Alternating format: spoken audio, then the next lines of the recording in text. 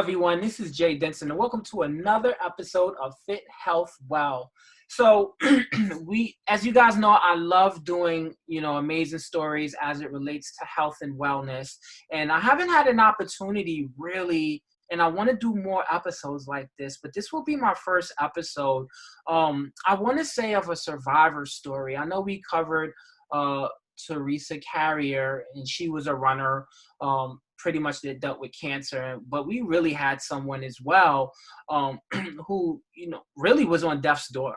If I'm describing that, at least from what I've gathered in my research. And a lot of times I want to say with COVID and there's amazing stories coming out of that as well, with people that were fit and able to come out of that. So I kind of want to bring you more content and more information related to that. And this person, I described them as an athlete and a fitness survivor. Her health deteriorated while she was waiting for a liver transplant. And in the meantime, not only did she win that battle and come back from such I want to say defiable odds, and I'll let her describe how that went. But she's gone on to compete at the World Transplant Games, right? And currently holds 5 world records in swimming, which in my opinion is phenomenal. She's Canadian, she's from Canada, and she's currently training for a 52K Lake Ontario crossing. And she's doing something that I think is amazing, and she wants to raise money for transplant at the hospital where she actually received her transplant. And anyone who's gone through this process, if you're listening to this or someone is listening to this, organ donation is very important. And waiting for an organ, can be stressful because you don't know if you're going to get that. So, part of our conversation today during this episode, we're really going to drive home how important it is to be an organ donor. And what better way to do so than to hear someone's story. So without further ado, I know it's a little lengthy, but I wanted to set her up properly and make sure that she was very comfortable telling her story. So Jillian, thank you so much. Thank you for being here. How are you today? I'm doing really good. Thanks for having me. How was the intro? Thank you. Did I cover everything? Did I leave anything out? Good. Yeah, you put it very nicely, actually. And you hit it spot on. I do consider myself a survivor, and it is nice to be called an athlete. Right? I like saying that, but and we should feel, and I feel like we should feel empowered by that because I've said this before, and as I've said it to my guests, and even just in my own personal life, we tend, that word athlete seems to only be reserved for professionals, and I say, heck no to that, right? I know everyday people that are doing amazing things, whether they're running marathons or they have an amazing weight loss. These are small achievements, or huge achievements rather, sure. that are being accomplished. So feel empowered by that. So before we get into that, let's just give everybody a little background, prior to your dire situation. Just let everybody know a little bit about yourself. So my name's Jillian Best, and I was born and raised in London, Ontario. I've always had a passion for swimming. And I'm currently, I'm a hairstylist, and I have my own business at my house, which is fantastic. And I always tell people how great it is to kind of be in control of my own schedule and to be able to plan my own days, which works really well being an active person. So I can kind of work around my active lifestyle as I wish and be as busy as I'd like to be. And I'm married now. I've been with my husband for about 13, going on 14 years. We've been married for 5, and he's been with me through my entire illness and my entire journey that way. And yeah, I guess that's like me on the outside in a nutshell. Exactly. And I think, again, like, anyone then what I tend to like to do is, before we get into the story, is we need to know who the person is, right? And what they're about. I love how you discuss having your own business, especially out your home right now. And because, like, with COVID, right, is a little bit waxed. Do you miss the salon, or you kind of like working out at home a little bit better and having your clients come to you? And so I did work at the salon for about 10 years, and I don't think I would want to go back to working in a salon. I really enjoy having my setup in my salon for me and my clients, and I typically take one client at a time. So it's a much more peaceful environment, which seems to work out really well. And the way things are today, a lot of people feel more comfortable, I believe, coming to me in my house because it's quieter. It's just me and the other person. There's not a lot of other people around, and I like to keep it clean and all that kind of thing. So no, and I don't miss that salon environment. I suppose sometimes I miss working around other artists to be inspired by their work, but I find like YouTube and the internet is just such a great tool to be able to expose myself and to learn what's current in that. So like I don't really have a problem finding inspiration to keep me passionate about my job, because I still really love it, and I really enjoy having like I said, control over my own schedule and the way that I run my business. Absolutely. And speaking of passion, so now that we make a transition from that, um, let's talk about the swimming, right? Like, so how long are you a lifelong swimmer? And were you doing it competitively before, the transplant? Let's get into the active side, which Sure. interesting to me. Yeah, how long have you been doing that? So I started swimming when I was like 3 or 4 years old, swimming lessons, and then I was quickly on the swim team at my local pool, and I did do some competition. So I swam from the time I was little until I was a teenager. I still don't really remember why I stopped swimming. I want to say it probably was getting harder, and at that time, I don't think I was ready to dedicate the time that it took to compete at the level that I was kind of getting into. So I actually stopped swimming from the time that I was 15, and I didn't actually get back in the pool until like 3 months after my transplant. And the reason why I got back into it was because I had heard about the World Transplant Games while I was in the hospital recovering from my liver transplant, and I I saw that swimming was a sport, and it just something sparked within me, and I thought that's what I want to do. I want to get back into the pool, and I want to be in shape again, and I want to get my health back. And I just remembered my love for the water, and I thought it would be a good, like, safe way to get back in shape. So like I said, 3 months after my transplant, I was well enough to sign up for the gym, and I started swimming by myself at the pool. And before long, I had joined a team, and I started training for triathlons actually.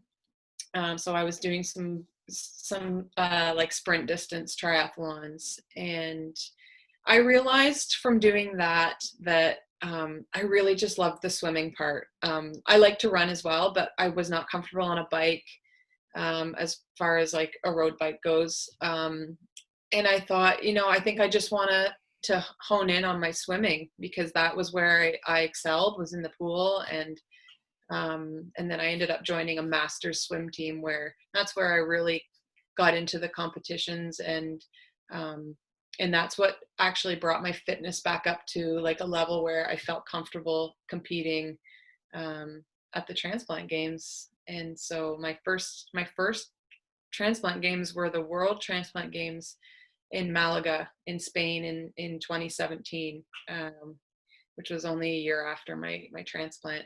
And I won two silver medals, which was like, I was just bawling on the podium. I couldn't believe I had finally made it to this place where I had visualized laying in the hospital bed. So it was quite a moment to yeah, to have. That listen, I'm digesting what you just said now, and guys, if you and anyone that's listening to this, whether you're watching or listening, what I honed in on was 3 months after the transplant. Like, Yeah. it, like what I take from that is, one, you found your why, right? Yeah. Like, what Yeah. was the reason why for doing, and then the second was you was just out the gate. Like, normal, I feel like recovery time for something like that could be anywhere between 6 months to a year, and you And it was. right, and it was Yeah. crazy. So we're gonna circle back to that. I just want to backtrack a little and kind Sure. of up to it and build to it. But you said you know, prior to the transplant, you know, you said you weren't active and you weren't swimming prior to that. So in terms of fitness and just being active, what were you doing to stay healthy? Were you going to the gym? Were you working out, or were you just kind of stagnant? Yeah. So early 20s, I think I was 21 when I actually first started becoming ill. But at the time I was actually training and running half marathons. Like I was a little bit in the gym, but I was more like, I liked cardio and I liked running. I found it very accessible, and it was something that um, and I found it was easy to fit into my busy life, because at that time I was working downtown at a salon. So yeah, I guess I was into running, and I generally do like doing things outside. I like going for, casual bike rides and hikes and that sort of thing. But it honestly wasn't until after my transplant that I really got into anything, aside from the half marathons, which I had to stop doing because I'd become too sick to do that. But Okay, yeah. so yeah, and now that's without, now we're gonna make the transition into that, because I definitely want to get into that. You know, you said in your early 20s you know, you started feeling sick. Walk us through that experience. What were you diagnosed with? What was your condition? And walk us through the steps as to how it got worse, into how you got to the point where you were in the hospital waiting for that transplant. Yeah, so it's kind of a drawn out um it was a drawn out like thing from when I first was diagnosed until I actually had my transplant. So in my family, there's a disease called hereditary hemorrhagic telangiectasia, and we call it HHT for short. And what that is, to put it simply, is a blood vessel malformation disorder that can happen in certain organs, including your liver, your brain, your lungs. So I had basically malformed blood vessels in my liver. And so my mom has had two liver transplants, in fact. But her first one was when I was 15 years old, and at that time was when we realized, that this was in our family. And so I was tested when I was 15, and that's when I knew that I had the gene and that there was potential for me to become ill. So my mom was like in like late 40s or 50 when she got really sick and had to have a life-saving transplant. So I kind of assumed that I would probably be of somewhere around that age if I were to get sick. Turns out that wasn't the case, and I actually started feeling pain in my abdomen when I was 21. And it started when I was running, and I thought, oh, maybe this is cramps or something like that. And then it progressively got worse. And then I would feel it after eating, and I thought, oh, maybe it's something that I'm eating. And so I started to seek help, and I went to see our HHT specialist in Toronto, who's phenomenal. And she was able to tell me that I did in fact have something abnormal going on in my liver.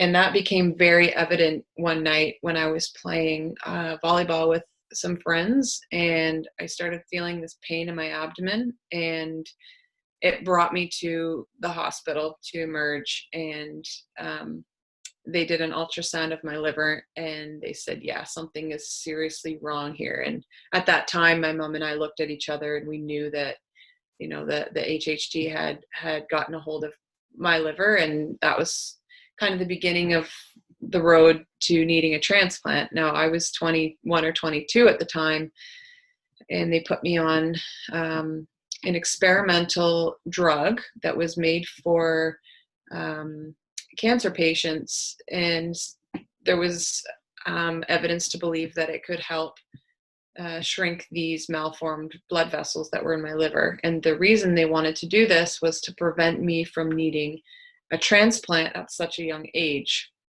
So I was on this drug for about 4 years, experiencing the side effects. And at that time, I mean, I was so unwell. I was not able to work. I was in the hospital, in and out. I was in the hospital for 6 weeks at one time, and I was in a coma for a week, and I was experiencing seizures. And so yeah, that was sort of a really a hard time, and I thought that would be the worst of it. Sorry, I'm going back and forth a little bit, but I was on this drug for about 4 years until it just kind of stopped working, and things were failing. And I went back to my doctor, and they said, you know, I think it's time we get you off this drug, because to get a liver transplant, you need to be off of this drug for at least a year. So they took me off of the drug, and there I started to wait, and my health was declining. They put me on the transplant list in May of 2015, and it was almost a full year. So my transplant was the following year in March of 2016 was when I had my transplant. And this isn't about me, but my mom was sick at the same time I was. She got sick the winter of 2015, and we were actually on the waiting list for liver transplants at the same time, which is crazy in itself. And she had her second liver transplant just 2 weeks before mine. So we were actually recovering together in the hospital. But wow, like that is amazing to hear, just in terms of, you know, the timing of it, right? And Yeah. right, and when I think of, and when I say timing too, because you know I really listen intensely when my guests are here. What stood out to me in that was, you know, the research, and you'll answer this question for me, because I'm going to ask you when I summarize this, but you know, you said that, you know, you did your research, and you knew it was hereditary, and it sounds like, from what I gathered, it accelerated, right? Because you Yeah. know, it's supposed to happen later in life, and it started at 15. Do you think that if you didn't have that prior knowledge, you would have died and kept dismissing the pain, like, so, you know, it's cramped, so I'm just running? Because I think that's part of the problem as well too, is a lot of times we ignore the signals our bodies give us, and then when we kind of find out, it's a little too late. But do you think that that was a factor in terms of you being here today, having that knowledge? I definitely think knowing that I had the gene probably accelerated my decision to get my health looked at. I think at the point where the pain was so bad, there's no way I could have ignored that. There was no question that night that I needed to go to the hospital. But I think that you're right, and you have to listen to those, like, I call them whispers, that your body tells you before it screams. And I mean, I'm definitely more in tune with my body now than I ever was before, but I think I was in tune enough that I knew something was not right. And I'm fortunate that I've got a great support and family around me, and I think they would not have let that happen. Absolutely. Yeah. And so in terms of, just what you went through and during this process, how long was the process before you actually got the liver transplant? And during that time, where were you mentally? Describe that to us and let us know where you were mentally. Like, was it points did you really think like, I'm not going to make it, I'm not going to be here, right? Did you give up or did you keep fighting? It was very much a roller coaster. The beginning, knowing that I was on the transplant list was a very low point in my life. Because you said it earlier, like, you really don't know when it's going to happen. And if it's going to happen in time, there are a lot of people that die every day waiting for an organ transplant because they're just too sick and there's not enough organs to go around um, to save everyone that needs one. And that was very prevalent in my mind. I do have to say, though, because my mom had already had a transplant and I had seen her come out of it, even when we were told at one point that she was not going to make it, and she did. That was an example for me. So I always had that to hang on to. So of course I was depressed, and I was depressed um,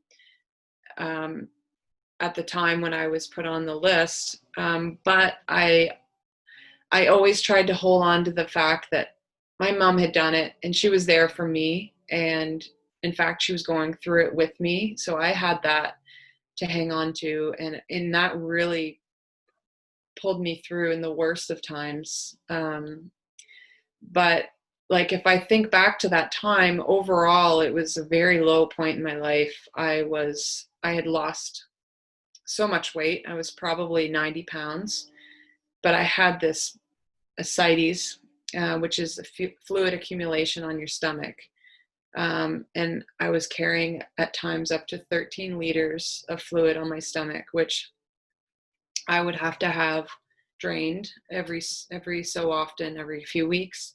And it progressively became more often that I would have to have that done. I was in a lot of pain. I was nauseous. I went through, tons of different symptoms, encephalopathy, which is basically confusion. It's when your blood is not, I don't know how to put this properly, but I think it's a buildup of ammonia in your blood, and it causes confusion. So there was periods of that, which, I wasn't like myself, and it was hard to be around your friends. It was hard to be around your family because, your quality of life and just getting around day to day wasn't fun. I felt like I was missing out on my 20s, which I kind of did.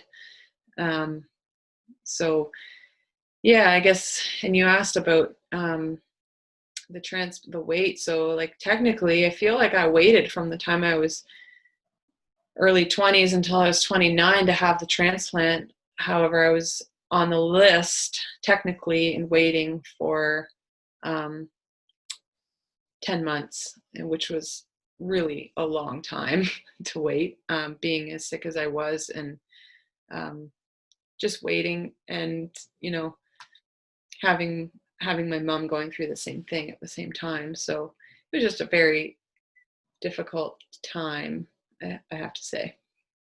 Yeah, well, thank you for sharing that. I think, as you described that to us, I can definitely, I haven't been in that situation. I don't know if empathy is a proper word for it. But, I definitely felt you were really good at being descriptive and speaking about where you were, mentally and physically during that time period. And I think what I love the most about that is, you didn't give up, and you latched on to your mom, right? And you saw that what she was going through, and I think that's what carried you, and ultimately what saved your life. And I just think that's incredible, and it's amazing, and I'm glad that not only you but your mother as well was able to find a donor and get what you need. So that's amazing. So thank you for sharing that, and anyone listening to this, I hope it served as a source of motivation, not only if you're in a situation like that, but one thing that she kept saying, Jillian kept referencing, was low point in my life. And I think that no matter where you are in life, and I know right now 2020 has been a trying year, if you are at a low point in your life, just don't give up if there's anything you can latch onto, right? So we're going to bring the mood up a bit. I definitely want to thank you for that. So now I want to get to the point, you get the transplant, and now we're going to circle back to the beginning when you had mentioned, right, 3 months out, you started swimming again. So like, let's get into that. Was it difficult? Because like 3 months, like you was just like, okay, that's it, we're going. Let's talk about that. Yeah. So I was eager for sure. And I was scrawny. Like I still hadn't gained any muscle back. So I remember walking out on the pool deck the first day that I went back to the pool, and I remember standing on the pool deck and looking at the pool, and I felt really like weak. I was standing there in my bathing suit, and I was like, I remember feeling like, should I be here? Like, I don't know. I just felt out of place, but I got back in the water and I swam to the other side, and I was out of breath, and that was hard. I was like, I can't believe I'm doing this. Like, I'm here by myself, and how am I going to do this? But, I got to the other side and I thought, okay, I can do 25s. So the pool is 25 meters. I can do that. So I worked on doing that for a while until, I was able to go back and forth. And then, over time, I started to really feel like, yeah, like I remember what this feels like. Like it's like I rekindled my love for the water again. And honestly, like after that day of getting back in the water, it wasn't until the pandemic that I was out of the water for more than a couple days. Like once I was back in, I was all in. Like I just loved it. And I think the fact that I really enjoy swimming, I find it fun. I love the meditative aspect of it. I love, now I love the team aspect of it. I swim on a team. But at that time, I just really enjoyed that time alone in the water with my, thoughts, I guess, and just, I was able to swim again. I was able to move without pain, and it was like I was reborn. So I was really just kind of feeling all those feels all over again, kind of like a child who had just figured out how to swim. So yeah, like that kind of carried me through. Yeah, so and then I just kind of took it from there, and just wanted to keep improving and keep getting better. Well, I like what you said. I like the way you worded it, the reborn aspect, right? It kind of reminds me of a phoenix. So if you ever care to get a tattoo of that, just credit me on that. Because you honestly were like, the for anyone that doesn't know, right, the story of the phoenix, it dies and rises from the ashes to be reborn. And I think, although you did, ultimately, and we're grateful for that, you didn't pass. You were reborn in a sense in terms of finding your purpose, right? Yeah. I hear this a lot, and I haven't had anyone on the show yet to go through this, but what I tend to find, and I've just seen it through interviews and documentaries, that people who have near-death experiences, and you know what, I can honestly put you in that as well because you were there, tend to have a new purpose in life, right? And they tend to have, I guess, an appreciation. Was that the same with you as well when you came out of this? Oh yeah. And like I always like to think that I appreciated life, but it wasn't until after my transplant where I realized how much I had taken for granted, and just expecting to be alive and well the next day. And I think I realized just how precious our life is, after almost having lost mine, realizing, just to wake up every morning and to breathe and to see is so great. And it's just such a gift. And, I honestly can say I still feel that today. I still feel this almost overwhelming amount of gratitude to be here and to be able to do the things that I love to do, and to be able to speak to people like yourself, and hopefully inspire someone else, to kind of just like, this is your life, this is your one life. And it it sounds so cliche, but like, it's yours, and you really have the choice to live it to the fullest, and do the what you can with what you've got. And if you can breathe, if you can move, like, find a way that you like to do those two things together, because I think that is, such a joy, for me anyways, is to just practice, gratitude in combining like the breath and movement together. Like, I just think it's, a great way to celebrate what you can do. Absolutely. And I have an appreciation of life. So listen, like, we know that people die every day, and there's people out there, there's so many stories that we don't know about. I think that when prominent people die, we take notice to it, and then we kind of tend to take it more seriously.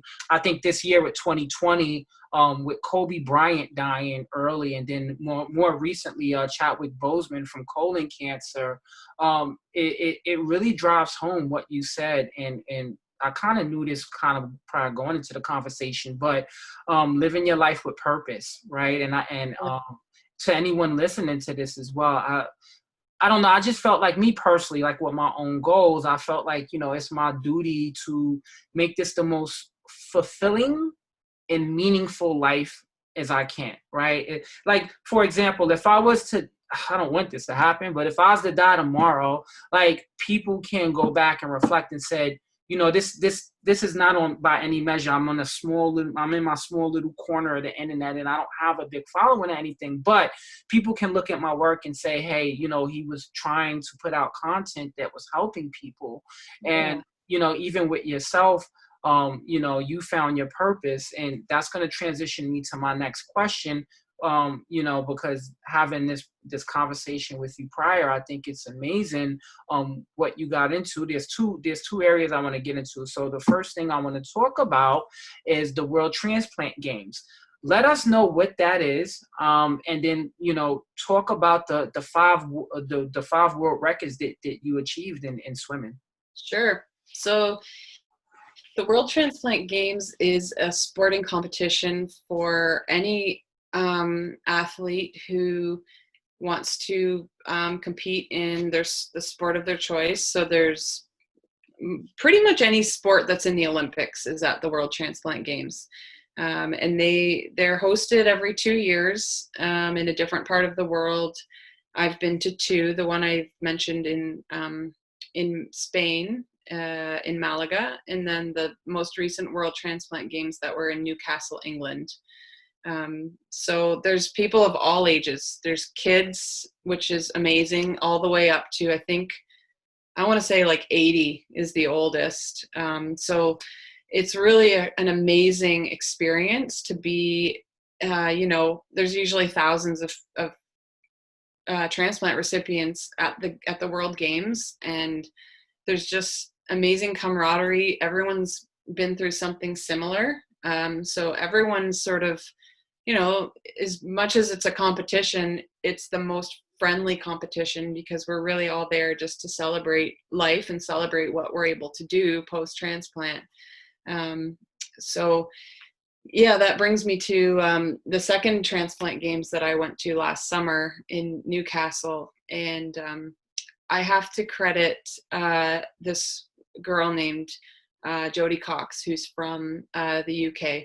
And so she took the gold medals at, the two events that I won my silvers in. And this woman, she really inspired me. She she was a really great swimmer, and she was very friendly to me. And I found that was like I was kind of shy, and it was my first games, and she told me that she'd had her liver transplant, I think 9 years ago at that time. And I remember thinking like, okay, this girl's really nice and awesome, but next World Games, I want to win. Like, I want to beat her. So that was it's kind of my goal. And which was awesome because I actually did. So this past last summer, the 2019 games in Newcastle, I entered five swimming events at the pool. I can name them off. I'm not sure if there's any like swimmers listening that really know what I'm talking about, Oh but no, please do. You never know. Please do. okay.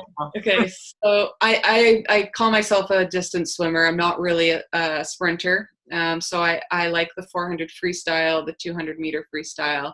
I challenged myself to the 200-meter individual medley, which is all 4 strokes, 50 meters of each. The 50-meter butterfly and the 100-meter freestyle. And I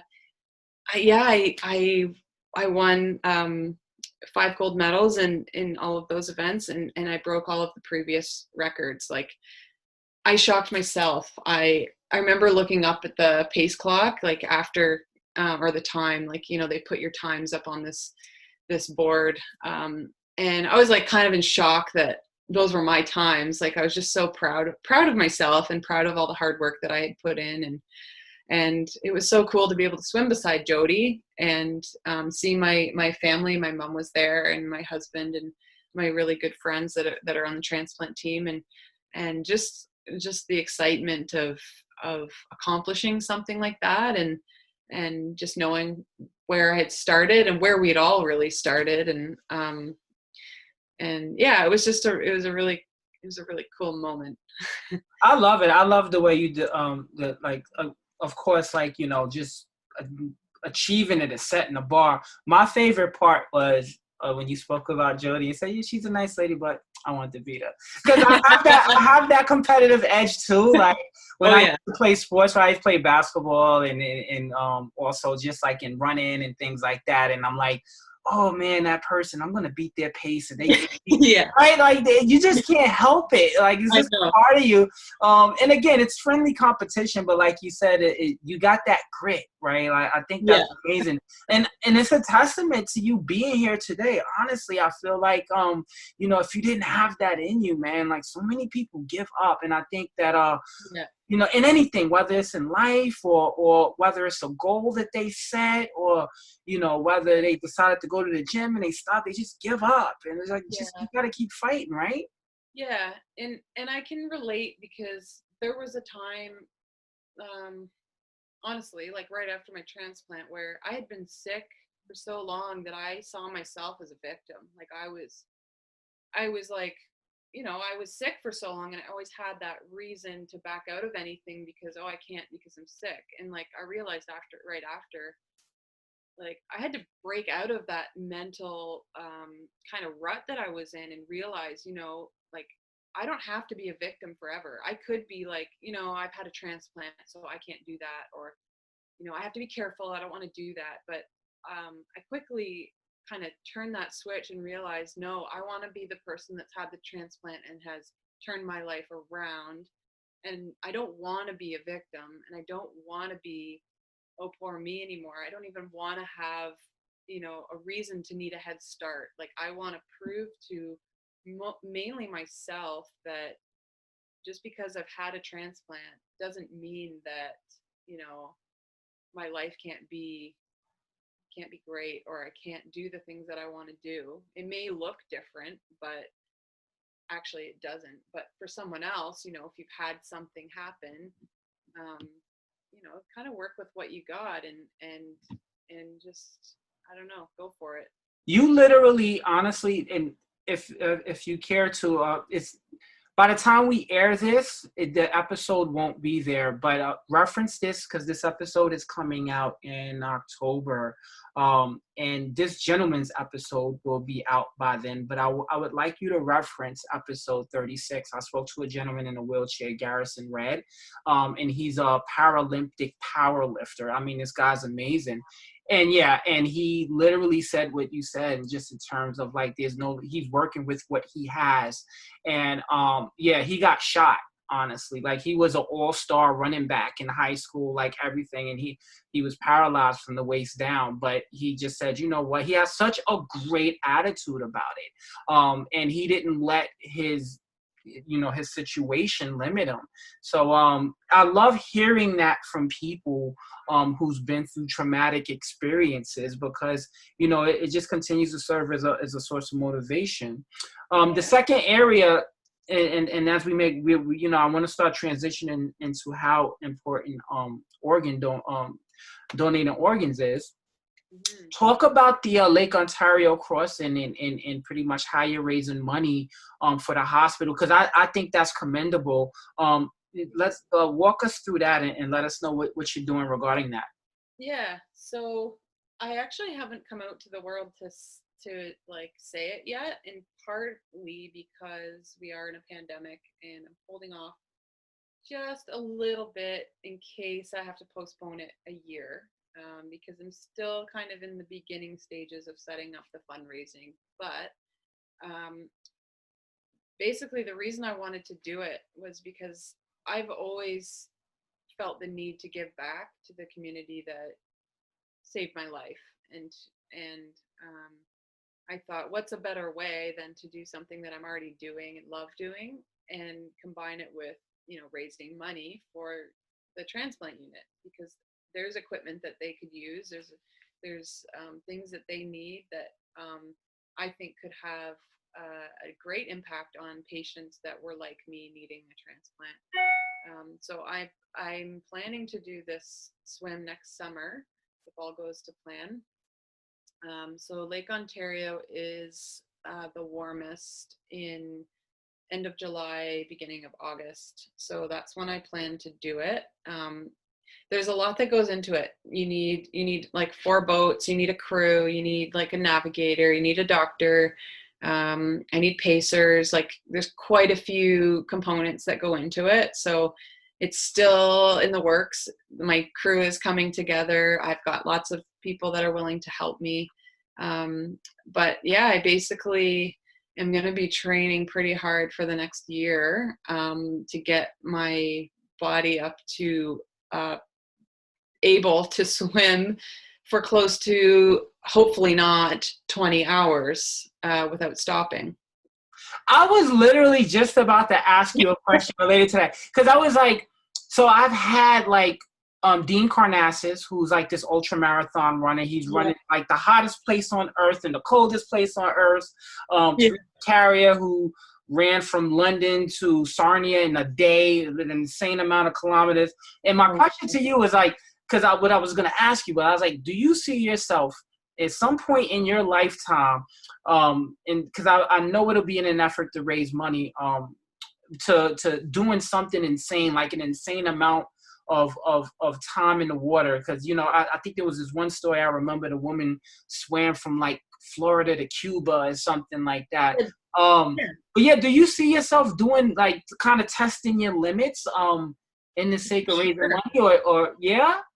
For sure. And if I can say, I read that book at the beginning of the pandemic, Diana Nyad's book, the woman that swam from Cuba to Florida. Yeah. Yeah, and that's what inspired me and gave me this like idea, like, I want to do that. I want to test my limits. I want to see just what I'm capable of. I'm not afraid to go into that like maybe dark place where you want to quit. Um, and just see what I can do. And as far as I've read, I don't think any other transplant recipient has done lake crossing this big. So I'm very excited to just dive in and see, like, just see like I actually believe that I can do it. I just want to see it happen, and I really want to like kind of set that bar for um and I don't mean like swimming lakes, but for other transplant recipients to realize that you can have an active life, you can accomplish great big scary things post transplant. Well, if there's anything that I've learned, and I'm still learning, is that the body is amazing. Like in terms of like what you can do, what you can put it through, how it adapts to different conditions. So this is, I want to almost say it's not even a surprise to me anymore that if you really want to test your body, it can be done. But like you said, it's always fun to see it get executed, right? Like, Yeah. this summer, and just because of COVID, because the gyms were closed, I said, you know what, I'm gonna run 300 miles for the summer, right? I was like, I'll do 100 miles each month, and I ended up finishing it in like 2 months in a week, right? And in the back Wow. of my mind, yeah, thank you. And in the back of my mind, when I decide I want to start getting into fundraising, I'm thinking about like running an insane amount of miles in like a day. And I don't know why, but I'm just like, yeah, I think that'll be something that'll be awesome. Do But it. I'm not, yeah, but I'm like, I'm not ready to do it yet.